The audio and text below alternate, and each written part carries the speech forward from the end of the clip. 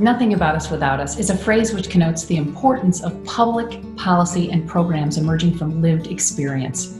It gives voice to a common experience shared by populations often marginalized in our cultures by research, program development, and policy development, even if such things are about them.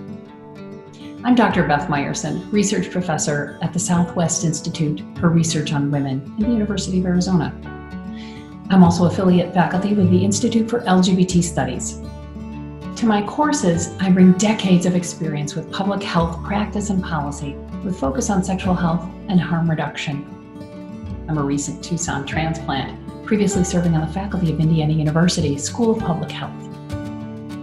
This course, Nothing About Us Without Us, community-based program evaluation, will be a 2-hour bird's eye view of community engagement and research with a focus on the degree to which science and policy have engaged marginalized communities.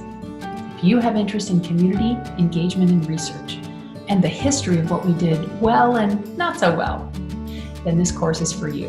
And I look forward to seeing you on November 20th from 4 to 6 p.m.